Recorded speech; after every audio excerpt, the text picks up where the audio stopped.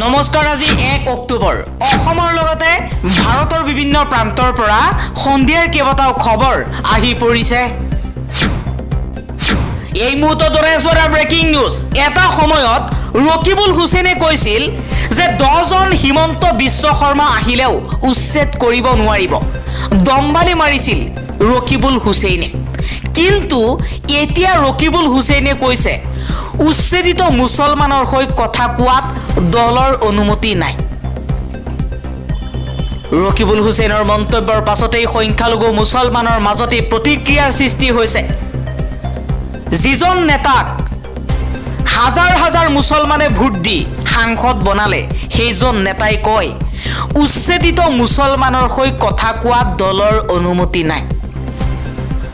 ৰকিবুল হুছেইনৰ বিৰুদ্ধে সৰব হৈ এতিয়া ডিঙৰ বিধায়ক আমিনুল ইছলামে কৈছে যে কংগ্ৰেছ দলত থাকিলে যে মুছলমান মানুহৰ বিপদৰ সময়ত কথা কোৱা বা অন্যায়ৰ বিৰুদ্ধে প্ৰতিবাদ কৰাৰ অনুমতি নাই। এইটো নতুন কথা নহয়, আমি বিগত 40 বছৰৰ পৰাই দেখি আহিছোঁ। এইখন ধৰ্ম নিৰপেক্ষ দেশ। আমাৰ নিৰ্দেশনা সকলোৰে বাবে। বুলডোজাৰৰ বিৰুদ্ধে উচ্চতম ন্যায়ালয়ৰ মন্তব্য। উচ্চতম ন্যায়ালয়ে আজি কৈছে যে এইখন ভাৰতবৰ্ষ ধৰ্ম নিৰপেক্ষ। আমাৰ নিৰ্দেশনা সকলোৰে বাবে। হিন্দু হ'ব পাৰে, মুছলমানো হ'ব পাৰে, খ্ৰীষ্টানো হ'ব পাৰে। অসমত বসবাস কৰা প্ৰত্যেকটো জাতি ধৰ্মৰ মানুহৰ বাবে হ'ব পাৰে। বুলডোজাৰৰ বিৰুদ্ধে উচ্চতম ন্যায়ালয়ৰ এই মন্তব্য।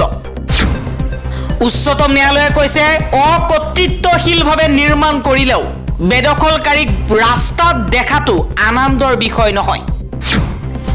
500 টকাত চিলিণ্ডাৰ দিয়াৰ ঘোষণা কৰিছে ৰাহুল গান্ধীয়ে। ৰাহুল গান্ধীয়ে হাৰিয়ানাত প্ৰতিশ্ৰুতি দিছে হাৰিয়ানাত কংগ্ৰেছ চৰকাৰ আহিলে 500 টকাতেই লাভ কৰিব গেছৰ চিলিণ্ডাৰ।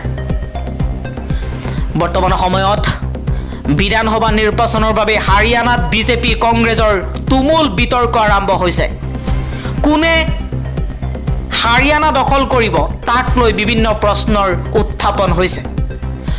কংগ্ৰেছে কৈছে হাৰিয়ানাত মই 500 টকাত গেছৰ চিলিণ্ডাৰ দিম। ৰাহুল গান্ধীয়ে এই মন্তব্য কৰিছে হাৰিয়ানাত নিৰ্বাচনী প্ৰচাৰত। ডাবল ইঞ্জিন ঠায়ে ঠায়ে বহি গৈছে। একেটা ইঞ্জিনৰ দবাত বহি থকাৰ বাবে বিসম্বাদী গ্ৰুপৰো সৃষ্টি হৈছে। আপ নেতা মনোজ ধানোৱাৰৰ এই মন্তব্য। ডাবল ইঞ্জিন ঠায়ে ঠায়ে বহি গৈছে বুলি মন্তব্য কৰিছে। একেটা ইঞ্জিনৰ দবাত বহি থকাৰ বাবে বিসম্বাদী গ্ৰুপৰো সৃষ্টি হৈছে। স্মাৰ্ট মিটাৰ ঘূৰাই লৈ আমাক পুৰণি ডিজিটেল মিটাৰ দিয়ক। লুণ্ঠনকাৰী ডকাইতটোক আমি পোহপাল দিব নোৱাৰোঁ। স্মাৰ্ট মিটাৰক লৈ সৰু পথাৰত গৰজি উঠিল কৃষক মুক্তি সংগ্ৰাম সমিতি আৰু ছাত্ৰ মুক্তি সংগ্ৰাম সমিতি। উৎসৱৰ বতৰত ৰাইজলৈ মোদীৰ উপহাৰ।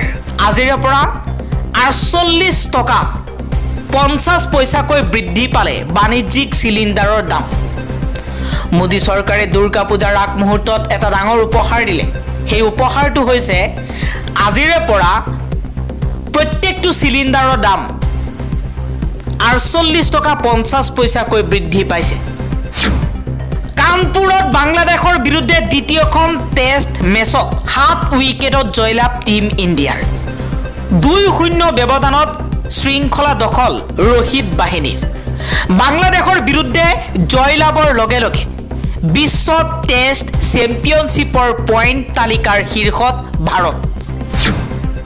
পুনৰ অসমৰ মুখ্যমন্ত্ৰী হিমন্ত বিশ্ব শৰ্মাক চেলেঞ্জ ডিঙৰ বিধায়ক আমিনুল ইছলামৰ।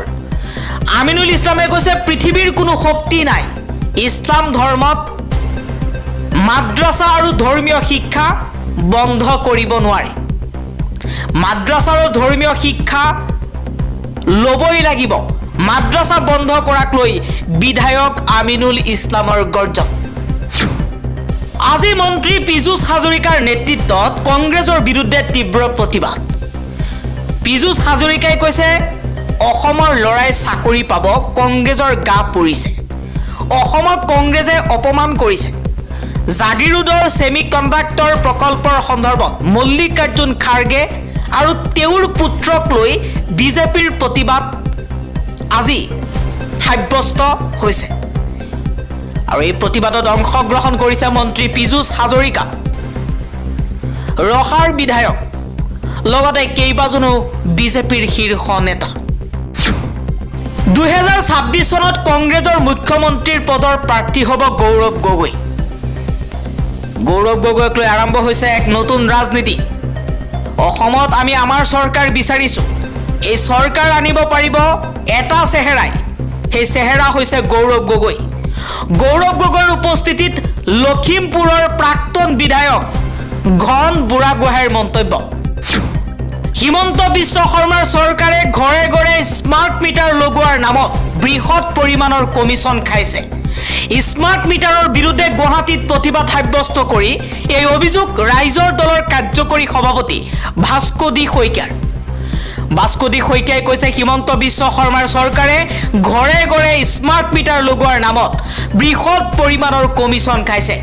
স্মাৰ্ট মিটাৰৰ বিৰুদ্ধে আজি গুৱাহাটী মহানগৰত তীব্ৰ প্ৰতিবাদ সাব্যস্ত কৰা হৈছে। পুনৰ পেৰেলত 20 দিনৰ বাবে মুকলি কৰা হৈছে যৌন নিৰ্যাতনকাৰী ৰাম ৰহিমক। যৌন আতিশয্যৰ গোচৰত 20 বছৰ কাৰাবাসৰ শাস্তি দিয়া হৈছিল ৰাম ৰহিমক। বিজেপিয়ে চৰকাৰ গঠন কৰাৰ পাছৰ পৰাই বাৰে বাৰে পেৰেলত মুক্তি লাভ কৰি আছে যৌন নিৰ্যাতনকাৰী ৰাম ৰহিম। ৰাম ৰহিমক ৰক্ষণাবেক্ষণ দিছে বিজেপিয়ে। পুনৰ 4 দিনৰ বাবে দিছপুৰ আৰক্ষীৰ জিম্মাত থাকিব ট্ৰেডিং প্ৰবঞ্চক স্বপ্ননীল দাস। ট্ৰেডিং কেলেংকাৰীত মুম্বাইৰ লিংক পাইছে আৰক্ষীয়ে। দুৰ্গা পূজাৰ আগত ৰাইজৰ ওপৰত পুনৰ মাদমাৰ। পূজাৰ সময়ত মুকলি হ'ব কলিয়াবৰ তেজপুৰৰ মাজত নতুন টুলগেট। পূজাৰ সময়ত মুকলি হ'ব কলিয়াবৰ তেজপুৰৰ মাজত নতুন টুলগেট। আৰু এতিয়া পূজাৰ উপহাৰ হিচাপে যেন এই টুলগেট চৰকাৰে জনসাধাৰণৰ বাবে মুকলি কৰি দিছে। এতিয়া নগাঁৱৰ পৰা তেজপুৰ গ'লে আপুনি টুল কৰ দিব লাগিব। তেজপুৰৰ পৰা নগাঁৱত আহিবলৈ হ'লে আপুনি দিব লাগিব টুল কৰ। বন্দুকৰ গুলীত আঘাতপ্ৰাপ্ত জনপ্ৰিয় অভিনেতা গোবিন্দা।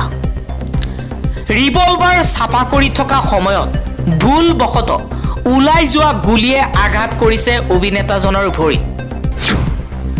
জুনম ৱাংচুকক আটকৰ পাছতে প্ৰতিক্ৰিয়া ব্যক্ত কৰিছে ৰাহুল গান্ধীয়ে। পৰিৱেশ আৰু সাংবিধানিক অধিকাৰৰ বাবে শান্তিপূৰ্ণভাৱে সমদল কৰা সোনম ৱাংচুক আৰু শতাধিক লাডাখীক আটক কৰাটো গ্ৰহণযোগ্য নহয়। লাডাখৰ ভৱিষ্যতৰ বাবে থিয় দিয়াৰ বাবে কিয় দিল্লীৰ সীমান্তত বৃদ্ধ নাগৰিকক আটক কৰা হৈছে?